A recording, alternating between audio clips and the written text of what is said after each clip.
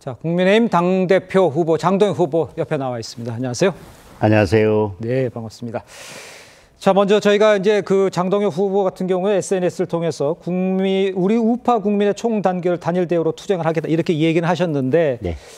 그 마지막 TV 토론 다들 요 얘기를 많이들 물어보세요. 내부 총질하는 분들에게 대해서 결단을 내릴 수밖에 없다.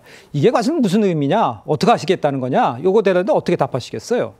지금까지 국민의힘의 가장 큰 문제점으로 당원들이 지적하는 것은 내부 분열입니다. 네. 결국은 탄핵을 거쳐서 조기 대선까지 오고 국민의힘이 지금의 상황까지 온 것도 결국은 내부 분열 때문이었습니다. 예. 지금도 개헌 저지선을 볼모로 107명의 통합을 말씀하시는 분이 계시지만 그런 형식적인 통합은 당을 하나로 모으기 어렵다고 생각합니다. 그리고 결정적인 순간에는 그런 분열이 결국은 계속된다면 결국 탄핵에서처럼 개헌도 막지 못하고 결국은 당의 10%도 안 되는 분들이 결국 당의 운명을 좌우하게 될 것입니다. 따라서 계속해서 당의 전투력을 떨어뜨리고 당을 어려움으로 몰아넣는 분들에 대해서는 저는 결단을 할 수밖에 없다고 지금도 같은 생각입니다. 그 결단이 뭐를 의미하는 겁니까? 저는 결단이라고 하는 것은 우리가 생각할 수 있는 것은 결국 그분들과는 같은 당에서 함께 할 수 없는 것이죠. 그렇습니까? 자, 그렇다면 이제 윤 대통령도 이제 뭐 결과가 나오면 찾아뵙겠다 말씀하셨는데 그런 식으로 이야기를 쭉 이어가다 보면 그럼 과연 국민의힘이 말하는 절연, 그럼 누구를 위한 누구한테 절연을 한다는 것인가 이렇게 궁금해하는 분들 많은데 그건 뭐라고 답하시겠어요? 저는 저희들이 잘못한 것이 있으면 과거의 사건과의 절연이라고 생각합니다. 어떤 행위든 그로 인한 사건이든 결과든 그것과 절연을 하고 거기에서 벗어나서 그러한 문제점들을 다시 그런 잘못을 반복하지 않고 앞으로 나아가는 것이 절연이지 결국 무조건 사람 한 명을 내세워서 그에 대한 모든 공과를 다 덮어두고 그 사람과 절연하자 누구와 절연하자라고 하는 것은 저는 맞지 않다. 결국 절연은 잘못된 사건과의 절연이다. 그렇게 말씀드리겠습니다. 잘못된 사건과의 절연이다. 알겠습니다. 그런데 이제 그 한동훈 전 대표가 이제 어제 당대표 결선 투표 적극 투표에 국민의힘 최악을 피해달라 이러면서 사실상 김문수 후보를 지지하는 것 아니냐 뭐 이런 이야기를 하고 있는 것 같은데 장동혁 후보가 생각하는 한동훈 전 대표는 어떤 인물이고 어떻게 앞으로 대하게 될 것 같아 보이세요? 저는 인물에 대한 말씀은 따로 드릴 것은 없습니다. 다만 탄핵 국면에서는 저와 정반대 선택을 했고 말씀드린 것처럼 그런 선택이 탄핵 국면에서 결국은 탄핵을 막지 못하는 결과를 낳았고 조기 대선이라는 결과를 낳았습니다. 그리고 지금의 이 상황이 됐습니다. 따라서 탄핵이라는 중요한 정치 국면에서 저와 다른 선택을 했다. 그리고 그것이 당의 운명을 당론과 전혀 다른 방향으로 가게 만들었다. 라고 하는 점에 있어서 저는 앞으로도 계속 말씀드립니다만은 누구 사람 한 명을 특정인을 정해놓고 이렇게 가겠다 저렇게 가겠다가 아니라 당의 가는 방향과 계속 다른 방향으로 가려 하거나 결국은 당의 내부 분열을 통해서 결국은 당이 하나로 뭉쳐서 싸우는데 방해가 되는 분들이 있다면 저는 그게 누구라도 그리고 어떤 분이라도 저는 같은 결정과 같은 판단을 할 것입니다. 그렇다면 전한길 씨, 장동혁 후보 같은 경우는 전한길 선생이라고 얘기를 하셨습니다만 그분에 관해서는 어떻게 생각하고 계신 거예요? 저는 말씀드렸지만 당의 분열을 이야기하는 분들이 아니라 생각은 좀 다르다 하더라도 그것은 당의 분열이라든지 아니면 당론과 반대가는 그런 문제가 아니라면 조금 생각이 다른 분들이라도 국민의힘을 사랑하고 자유민주주의를 지키겠다고 하는 우파 시민들이라면 저는 그 어떤 분들이라도 연대해서 함께 가고 또 이재명 정권과 싸우는데 힘을 합치겠다는 생각입니다. 알겠습니다. 자, 근데 이제 장동혁 후보 같은 경우에 이제 상대가에서 제가 이제 둘이서 얘기를 하니까 상대편에서 얘기하는 거라고 생각해 주시면 좋겠습니다. 정치 경력이 짧다, 3년 정도 됐다, 이런 얘기도 하지 않습니까? 그렇다면 과연 거대 야당을 이끌어갈 능력이 있는가? 여기에 대해서는 어떻게 답하시겠어요? 저는 정치를 시작한 지는 5년이 됐고 국회의원이 된 지는 3년이 됐습니다. 그 사이에 1년 반 가까이 원내 지도부에 있었고 그리고 당 사무총장으로 총선을 이끌었습니다. 그리고 지도부의 최고위원으로 있었습니다. 그리고 이번 대선에서는 상황실장으로 일을 했습니다. 그만큼 당 내에서는 제가 당을 끌고 가는 데 있어서 여러 경험들을 충분히 쌓았다고 당원들께서 인정해 주시리라고 생각을 합니다. 오히려 정치 경력이 3년이 됐지만 당 지도부로서의 여러 경험들은 다 거쳤고 네네. 그리고 당을 어떻게 이끌고 갈지에 대한 계획도 서 있습니다.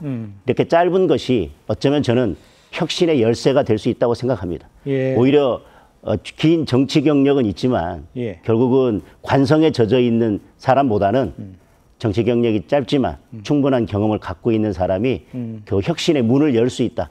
오히려 저는 그것이 지금 당의 위기 상황에서 혁신을 하고 새로운 세대 교체를 해야 되는 이 국면에서는 저는 그것이 장점이 될 수 있다고 생각합니다. 알겠습니다. 세대 교체를 하는 것은 장동혁 후보 나다 이런 얘기를 하시는 것 같은데 이거 하나 여쭤볼게요. 이제 상대 후보 쪽에서 봤을 때 그러면 장동혁 후보가 보는 김문수 후보의 장점은 뭐고 단점은 뭔지 어떻게 생각하십니까? 장점은 저보다 뭐 정치 경험이 많다는 것입니다. 예. 그리고 뭐 행정 경험도 있으시고 또 국정 운영 경험도 있으십니다. 네네. 뭐 그래서 우리 당의 뭐 대통령 후보까지 되셨었습니다. 예. 그런데 지금 전당대회 과정에서 보면 저는 메시지가 분명하지 않다고 생각합니다. 통합이라는 것에 대해서도 그것이 과연 어떤 통합을 말씀하시는 건지 예. 그럼에도 불구하고 계속 내부 분열이 있을 때 그런 분들을 어떻게 하겠다는 것인지 뭐 여러 국면에 대해서 그리고 대선 패배의 원인이나 아니면 윤석열 대통령에 대한 입장이나 이런 것들이 상황에 따라서 계속 입장이 변하고 있다. 그리고 결국은 지금 여러 가지 뭐 통합을 얘기하고 모든 사람을 안고 가겠다고 하지만 예. 결국 대선 경선 과정에서 한덕수 전 총리와의 단일화, 23번 약속했던 그 단일화를 지키지 않은 그 약속을 지키지 않은 것이 당원들에게는 계속 물음표로 남아 있을 것 같습니다. 알겠습니까? 그러니까 그 일을 한 거 그렇게 한덕수 후보와의 단일화에서 문제되는 게 그게 이제 그런 것들 결정한 것을 단점이라고 보시는 거군요. 네. 그런데 이제 뭐 반대편 이제 김문수 후보 입장에서 보면 용광로처럼 다 아우러야 된다라고 얘기를 하시는 것 같아요. 크게 국민의힘의 영역을 넓혀서 용광로에서 담아야 된다라고 얘기하는데 그건 좋은 일이 아닙니까? 뭐 말씀은 좋은 말씀입니다. 그러나 저희들이 탄핵 과정에서도 탄핵을 막기 위해서 탄핵 찬성하는 분들을 끝없이 설득하고 또 설득했지만 설득이 되지 않았습니다. 네. 이번 토론 과정에서도 김문수 후보께서 여러 말씀을 하시고 용광로를 말씀하셨지만 조경태 후보 한 명도 설득하지 못하셨습니다. 어제 또 안철수 후보를 만나셨지만 안철수 후보로부터 오히려 탄핵을 반대하는 분들이 나가서 당을 차리라는 말씀만 듣고 오셨고 어떤 의견 차이도 좁히지 못했습니다. 제가 말씀드리는 것은 저도 107명이 함께 갈 수 있다면 그게 최선이라고 생각합니다. 그러나 107명의 전투력이 어떤 때는 80, 70밖에 되지 않을 수도 있다고 생각합니다. 그런데 95명의 전투력이 어떤 때는 100, 120이 될 수 있다고 생각합니다. 예, 알겠습니다.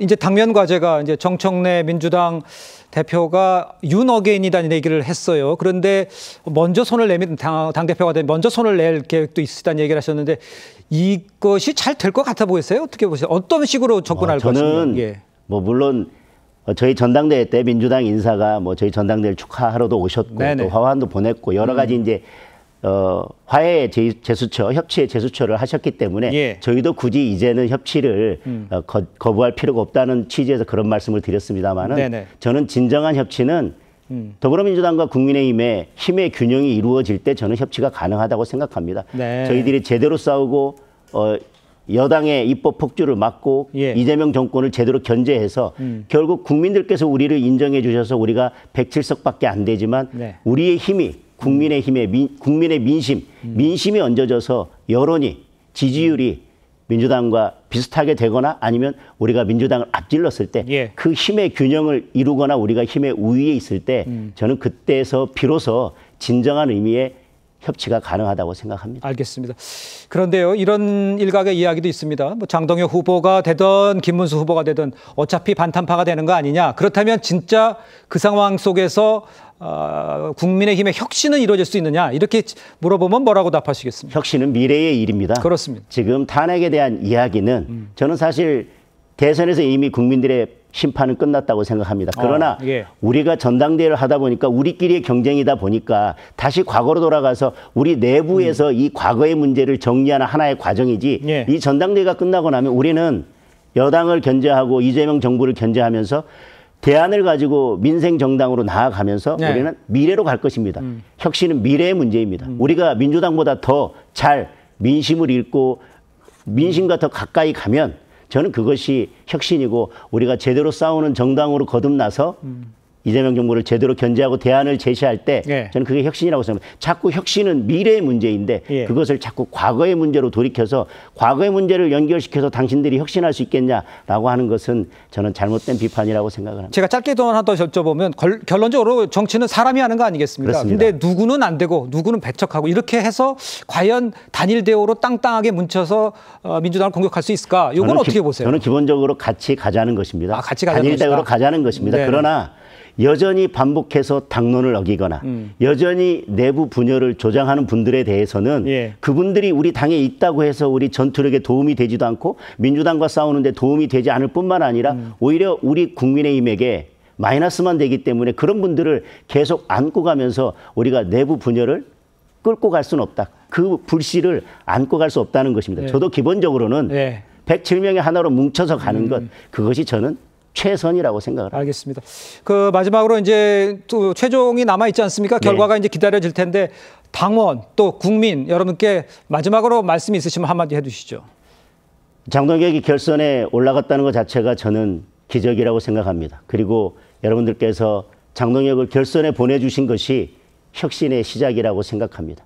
여러분들께서 만들어진 기적을 가지고 제가 국민의힘을 바꾸고 제대로 싸우는 정당으로 만드는 기적을 당원 여러분과 함께 만들어 가겠습니다. 당을 혁신하는 그 힘은 당원 여러분의 압도적인 지지에서 나옵니다. 알겠습니다. 이번 결선에서 장동혁에게 압도적인 지지를 보내주십시오.